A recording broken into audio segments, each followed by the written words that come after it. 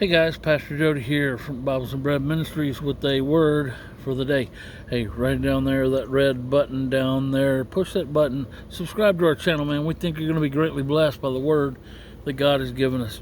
I believe in doing for the kingdom. I believe in the be a doers of the word mentality of Christianity. And sometimes when God begins to call you to a thing, people are out.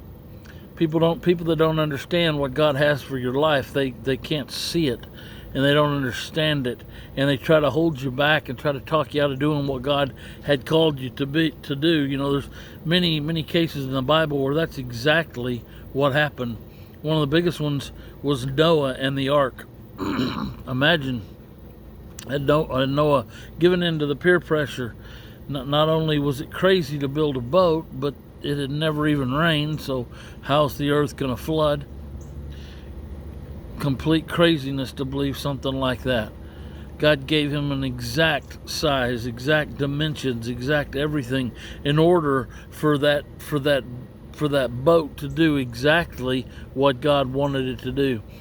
And Noah, being a very faithful man, did exactly what God told him to do. Built it exactly the way God told him to build it, put the animals in just the right way, and because of that, him and his family were saved from utter destruction.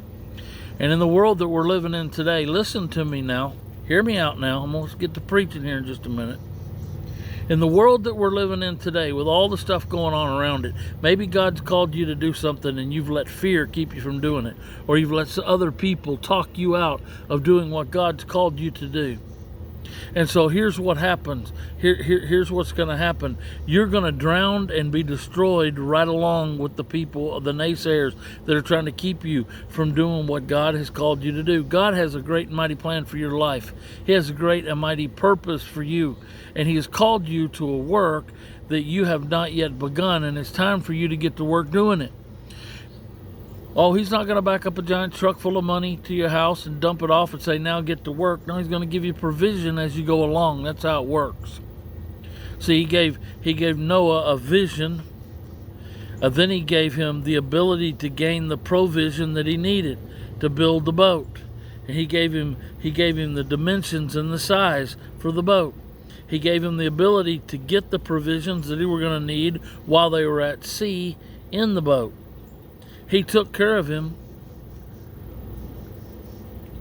He took care of Noah the entire time and his family the entire time as they went forward. You see, it was the same way with Moses. God took Moses out of his place of comfort, set him out into the desert for 40 years, preparing him for what was to come. And then when he was finally ready, He gave him everything he needed to sustain or to do what God had called him to do. And even after Moses went in and spoke to the Pharaoh and all of that stuff, and they were released and they went across the Red Sea, and all of those things, the miracles that happened, where they were saved, but then they wandered around the wilderness. God continued to provide for them. Their lack of faith caused them to stay in the miracle, but their lack of faith did not keep God from providing for them. So just because God's providing for you right where you're at doesn't mean that you're where you're supposed to be. It means God is a man that is a God that keeps His word. And He's keeping His word to provide for you and to take care of you and bless you. But you haven't reached the promised land. You haven't reached your place of rest, of being what God has called you to do, unless you begin to walk in it. And then you'll see His favor. If not, you're just going to wander around for 40 years until you're dead. If not, you're going to just drown in the flood like everybody else. And today, this world today, they need you. They need you to be what God's called you to be. We need more Noahs. We need more Moses.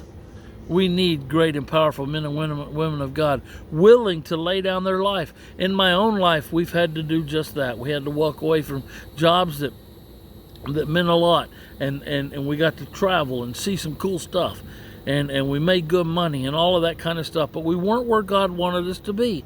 The provision was over there because God was providing for us because he promised that he would, but not the full provision that we would need.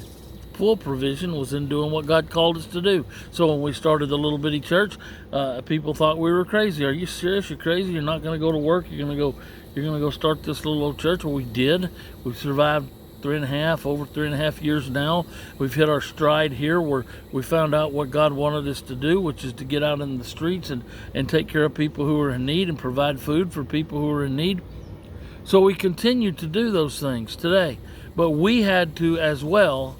We had to get ourselves in the right place to be what God called us to be. With us, it started as we traveled. We started tithing back into the church again, and that was when God began to call us back, because we were being faithful with the tithing, and that's when God began to call us back. And then we were asked to take over a friend's church for a little while, and that was the spark right there. That's what happened with us. But from there, we just followed God every day. I still don't have all the answers to everything. We still have things that we need.